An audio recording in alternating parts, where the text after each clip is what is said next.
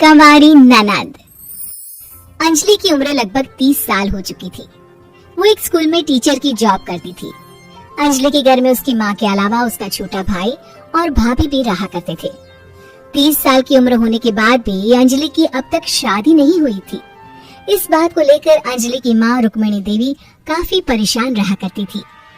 माँ, मैं स्कूल जा रही हूँ, जरा मेरा टिफिन तो दे दीजिए। अब क्या पूरी जिंदगी मैं तुझे टिफिन बनाकर देती रहूंगी? अरे कुछ सोचा भी अपने बारे में या बस ऐसे ही? क्या माँ, सुबह सुबह फिर वही बातें लेकर बैठ गई? माँ गलत क्या कह रही है अंजलि दीदी? इतनी उम्र हो चुकी है आपकी, माँ कब तक आपकी सेवा करती रहेंगी? भाभी, मैंने माँ को कब कहा कि मेरी सेवा करो? वैसे भी अपना टिफिन मैं खुद तैयार कर लेती हूँ, बस टेबल से उठाकर देने को ही तो कहा था। वैसे अंजलि दीदी, देखा जाए तो टिफिन उठाकर देने की उम्र तो आपकी है। आपका अपना घर परिवार बच्चे होते तो ये जिम्मेदारी आज आप पूरी कर रही होती। एक बात मेरी समझ में नहीं आती, अगर मेरी शादी नहीं हुई तो इसमें मेरी क्या गलती है और तुम सब लोग मेरे पीछे क्यों पड़े रहते हो? अरे कुछ कहना क्या पीछे पड़े रहना होता है? अपने छोटे भाई को देख, तुझसे 3 साल छोटा है लेकिन दो बच्चे खेल रहे हैं आंगन में। मुझे आप लोगों की कोई बात नहीं सुननी, जा रही हूँ मैं। और आप में से किसी को मेरा कोई काम करने की जरूरत नहीं है, मैं खुद संभाल लूंगी। इतना कहकर अंजलि वहाँ से चली जाती है। शाम को जब अंजलि अपने स्कूल से लौटकर घर वापस आती है तो उसने देखा कि पड़ोस वाली निर्मला चाची वहाँ पर बैठी हुई थी।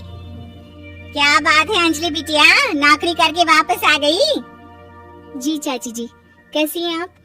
मैं तो ठीक हूँ बेटा, तुम बताओ शादी के बारे में कुछ सोचा या नहीं? अरे रहने दीजिए ना, इससे तो शादी की बात करना ही बेकार है। कुछ भी कहो तो गुस्सा करती है, बात बात पर आंखें दिखाती है। माँ, आप ऐसा क्यों कह रही हैं? मैंने कब आप पर गुस्सा किया? अरे अंजलि बेटा, तुम्हारी माँ ठीक ही तो कहती है। 30 की होने आई हो, अब तुम्हें भी शादी वादी कर लेनी चाहिए। चाची जी, आप तो ऐसे कह रही हैं जैसे शादी करने से मैंने मना किया हो। रहने दीजिए निर्मला चाची, हमारी अंजलि दीदी को अभी तक उनकी पसंद का दूल्हा नहीं मिला ना, इसीलिए वो शादी नहीं कर रही। भाभी, ऐसी कोई बात नहीं है। अरे तो फिर क्या बात है? तुम्हारी माँ ने तुम्हारे लिए इतने रिश्ते ढूंढे लेकिन तुम्हें कोई पसंद ही नहीं आता। क्या है ना चाची जी, हमारी ननद रानी नौकरी जो करती है ऐसे ही थोड़ी ना किसी को पसंद कर लेंगी। अरे भाई, नौकरी का घमंड है तो बात अलग है, कोई और बात हो तो बताओ, कोई रास्ता निकाला जाए। नहीं चाची जी, कोई बात नहीं है, बस मुझे अभी तक अपनी पसंद का कोई मिला नहीं है। सुन लिया आपने, इस लड़की के तो पर निकल आए हैं और इतनी उम्र में अपनी पसंद का कोई मिलेगा भी नहीं इसे। माँ, आप मेरी शादी को लेकर हमेशा मुझे ताने क्यों मारती रहती हैं? अपनी माँ की बातें तो ताने लगती हैं। ताने हैं? बताओ, मैंने कुछ गलत कहा क्या? देखो, ये सब छोड़ो, मेरी दूर की बुआ का बेटा है, उसकी अभी शादी नहीं हुई है, उम्र होगी कोई 34-35 साल। आप कहें तो बात आगे बढ़ाऊं? अरे हाँ हाँ, क्यों नहीं, ये भी कोई पूछने की बात है। अरे जल्दी से लड़की को यहाँ बुला लो। माँ, आप मुझसे पूछे बिना मेरी शादी की बात करने जा रही हैं और मेरी उम्र 30 भी पूरी नहीं हुई है। निर्मला चाची कह रही है कि वो लड़का 35 साल का है। अंजलि दीदी, आपको क्या लगता है इस उम्र में कोई फिल्म का हीरो आएगा आपके लिए? देखिए, अब पसंद और नापसंद की बात तो रहने दीजिए, पसंद करने की उम्र तो आपकी निकल चुकी। अब तो जो भी मिले उसी से शादी कर लीजिए, इसी में भलाई है। तेरी भाभी बिल्कुल ठीक कह रही है, अब जैसा रिश्ता मिले उसके लिए हाँ कर देना ताकि हम भी गंगा नहाए। ठीक है, चलिए मैं उस लड़के को कहती हूँ, वो कल ही अंजलि को देखने आ जाएगा। अगले दिन निर्मला चाची की दूर का रिश्तेदार अंजलि को देखने उसके घर आता है। उसका नाम था अजय। अंजलि जी, तो आप नौकरी करती हैं, वो भी स्कूल में? जी हाँ, मैं स्कूल में टीचर हूँ। हमारी बेटी बहुत होशियार है। अरे पढ़ने लिखने में इतनी होशियार है, इसीलिए तो इसकी नौकरी लगी है स्कूल में। हाँ हाँ ठीक है आंटी जी, जरा मुझे भी तो बात करने दीजिए आपकी बेटी से। जी पूछिए ना, क्या पूछना चाहते हैं? अंजलि मैडम, ये तो बताइए कि आपने अभी तक शादी क्यों नहीं की? बस ऐसे ही, कहीं कोई रिश्ता पसंद नहीं आया इसलिए। लेकिन क्या मैं आपसे पूछ सकती हूँ कि आपने शादी क्यों नहीं की? अंजलि, क्या कर रही हो तुम? लड़कियों को इस तरह की बातें नहीं शोभा देती। रहने दीजिए आंटी जी, आपकी बेटी काफी पढ़ी लिखी है, मैं उनके सवाल का जवाब दे ही देता हूँ। वो क्या है ना, मुझे भी अभी तक अपनी पसंद की कोई लड़के नहीं मिले। अच्छा, कोई बात नहीं। वैसे आपकी तनख्वाह कितनी है? कितना कमा लेती है महीने का?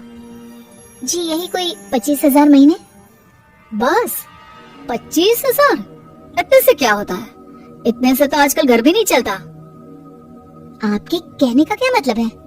अरे मैं तो ये सोच कर आया था कि नौकरी वाली लड़की है, आराम से 40,000 कमाती होगी। माफ कीजिएगा, आपका और मेरा रिश्ता नहीं हो सकता। जी कोई बात नहीं, मुझे भी आपके साथ शादी करने में कोई इंटरेस्ट नहीं है। अंजलि, किस तरह की बात कर रही हो? घर आए रिश्ते को ठुकरा रही हो तुम। दीदी, अब इस उम्र में आपको इतनी अकड़ नहीं दिखानी चाहिए।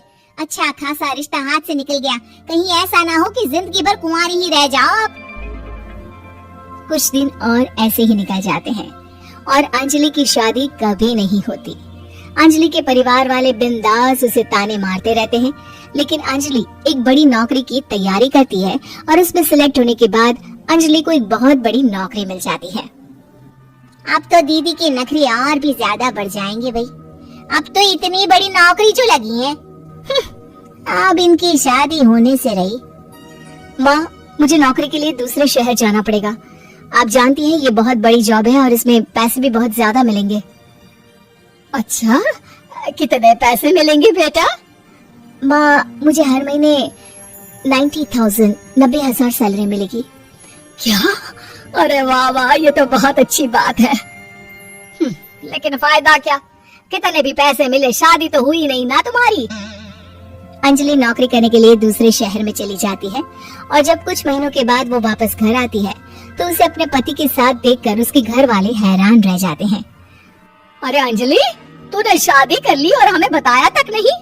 और दामाद जी करते क्या है? इतनी बड़ी कार है उनकी। माँ, मैं आपको सब कुछ बताना चाहती थी, लेकिन आप सबके ताने सुनकर बहुत दुखी हो गई थी और इसलिए मैंने अपनी पसंद से शादी कर ली। मेरे पति मेरे साथ ही ऑफिस में नौकरी करते हैं और बहुत बड़े अफसर हैं। और एक बात बताऊं माँ, आज मैं बहुत खुश हूँ।